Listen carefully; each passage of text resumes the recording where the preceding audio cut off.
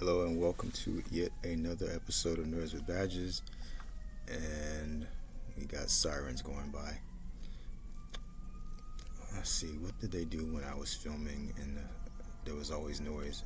Oh, it was hold for sound. I can't remember what it was. The directors would always say we had to stop filming. Anyway, I work in the middle of, kind of like in the middle of Hollywood, so there's always something going on around here.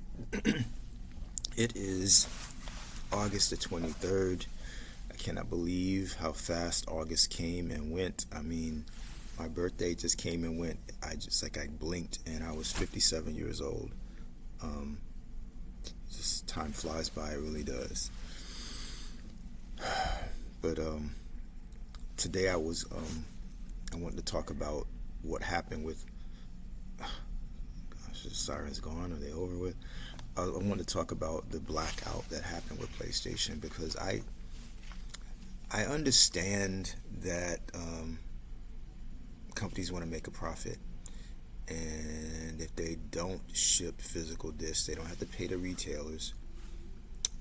They don't have to pay for shipping. They don't have to pay for manufacturing to make the discs. So they save all that money.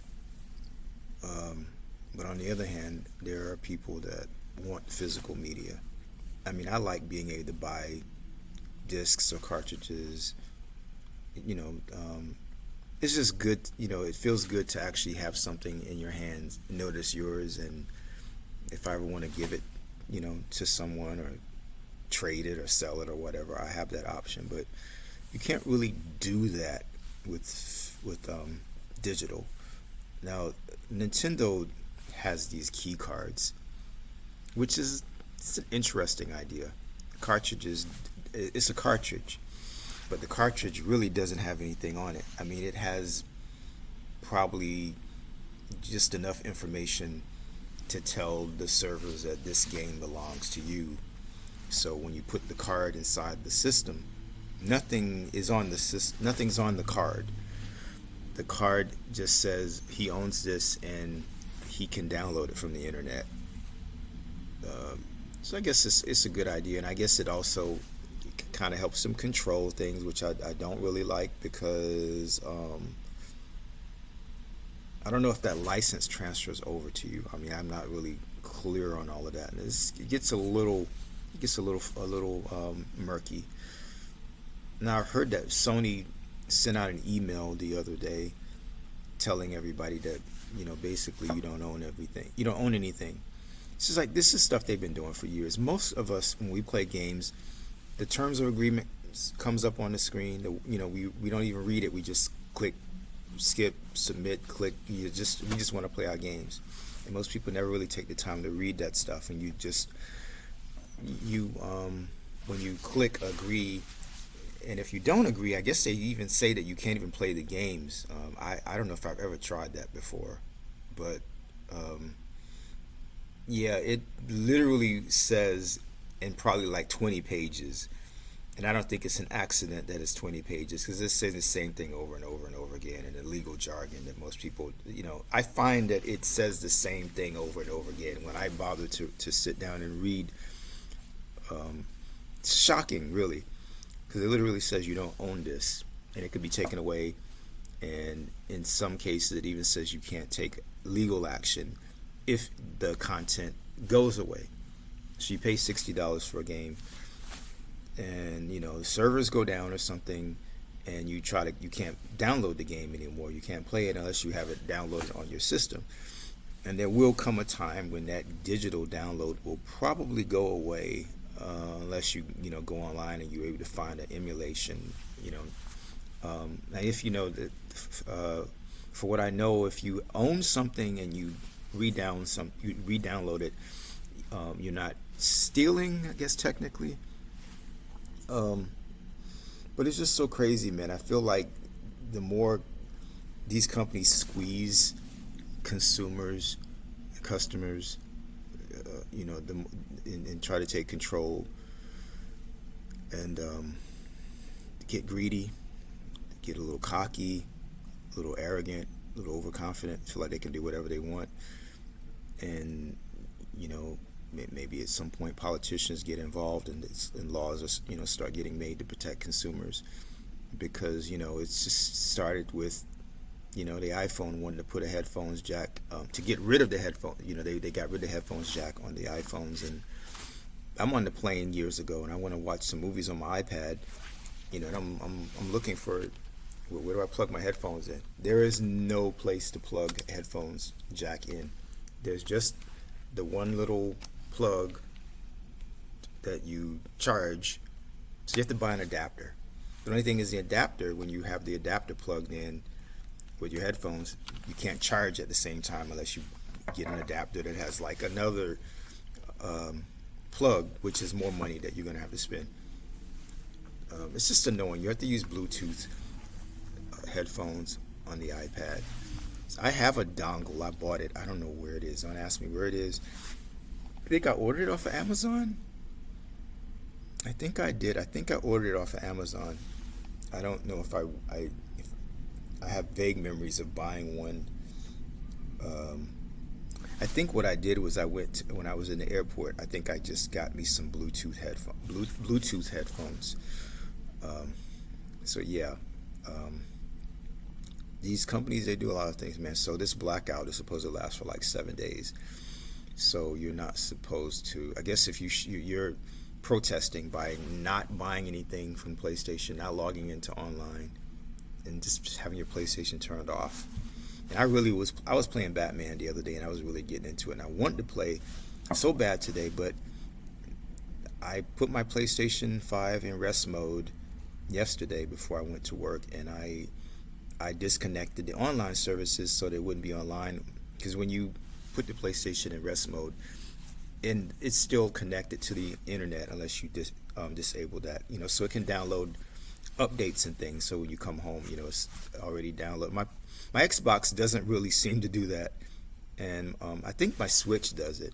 I think the Switch will download the updates, and then it will ask you if you want to. I think, but I definitely, the PlayStation would definitely automatically download all the updates automatically. So 7 days without playing games on my PlayStation, without turning it on. I've had this PlayStation 5 since I think it came out in 2020. I think I got mine it was sometime in 2021. It wasn't in 2020, because in 2020 it was impossible to get a PlayStation 5 or an Xbox Series X anywhere. Now, I know a lot of people bought the Xbox Series S because it was the only system that you could actually get. I think that's one of the reasons that it helped it sell really well. And the PlayStation 5 Digital Edition was more available. It was easier to get that, but I do remember you had to put your name on a list. And I think they did send me a notification that I could have gotten a digital one if I wanted to. But I ended up going to like a little mom and pop video game store. They also repair stuff too, down the street from my house. This is maybe like a 10-15 minute walk from my apartment building, and they had a used PlayStation 5, and it was for like $700. It was $700. And what happened was I had a friend of mine's, and he had a friend who had connections. I guess he worked in the industry, and I'd asked him to help me get a PlayStation because they were so hard to get. But he misunderstood what I said, and his friend was trying to get me an Xbox, and I was like, no, not an Xbox. So by the time he went back to try to use his connections, he couldn't get a PlayStation 5. So they both felt really bad about everything, and they gave me, I think they gave me $150 from each of them. So they gave me $300, and I put $400 towards that, and I bought the used PlayStation 5, and it's worked fine for me. It's worked perfectly. The only thing is, for the first probably for like the first 3 or 4 months, I, that accessibility thing where the voice will talk to you and for like anything that you enter. I guess it's maybe the person that owned the PlayStation 5 before, maybe they had disabilities or something, because it would just narrate and just say everything, and it was actually kind of cool for a while, but then eventually I just turned that off. I need to open up the PlayStation 5 and clean it, and it would be nice to get some different plates. I do think it's weird that they did not come out with new Wolverine plates for the PlayStation 5, the regular version. Seems like they're only available for PlayStation 5 Pro and PlayStation 5 Digital. I don't know why they would do that. Like I said, man, companies.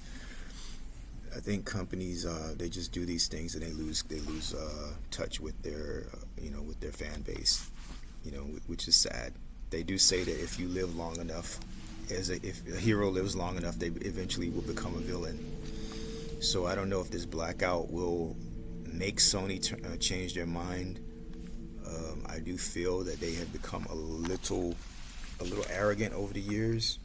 Maybe they need to have a lesson in humility. Yeah, I don't really have a lot of storage space on my PlayStation 5. I really wanted to get Wolverine. I don't know how many gigs that thing is going to be. Disc does help a lot, but the crazy thing is a lot of times these Blu-ray discs that they're using for these games, they have a lot of storage, but a lot of times the game is still not, the whole game is not on the disc. It's like God of War, Ragnarok. It's I forget how many gigs. I feel like it's like 100, maybe like 100 gigs. But you still have to download a lot when you put the disc in. It doesn't just boot up and play. So I don't know what's up with that. I thought I heard that they had come up with some new technology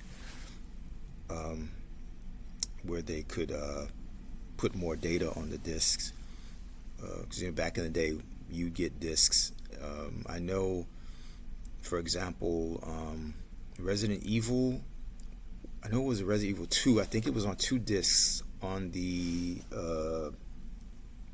was it the PlayStation 2 or I think it was PlayStation 1 when PlayStation Resident Evil 2 came out. It was like on 2 discs, so the storage capacity has gotten bigger.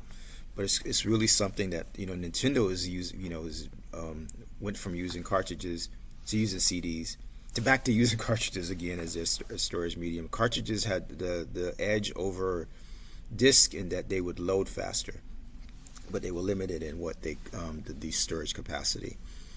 And a lot of times the games, they tended to look better on disc because it was just like more, you could have more textures and stuff. So that's one of the reasons why the N64 games, they tend to have that washed out kind of cloudy thing. It's just kind of hurts my eyes to go back and play some of those games, and it's amazing. We thought that was cutting edge back then. So yeah, it's going to be an interesting week not playing PlayStation, but I've got my Switches, my Switch 1, my Switch 2, my Xbox Series S, my Xbox One is still hooked up. I still have a PlayStation 3 hooked up. I've got an Xbox 360. I think I've got 2 of them hooked up. And I've got my Asus ROG Ally, my MSI Claw, my Lenovo Legion Go, gaming laptop, and some other devices, a few emulation devices. I've got enough games to last me. My backlog is just crazy.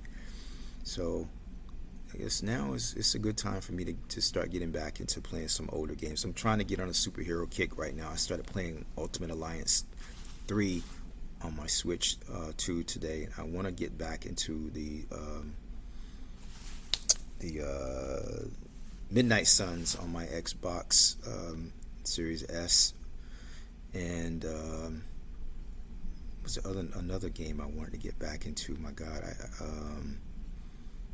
damn it. But yeah, oh yeah, I got Prototype also. I bought Prototype, the first one, for like $9 the other day. I think it was $9. Could have sworn I had those games on my 360.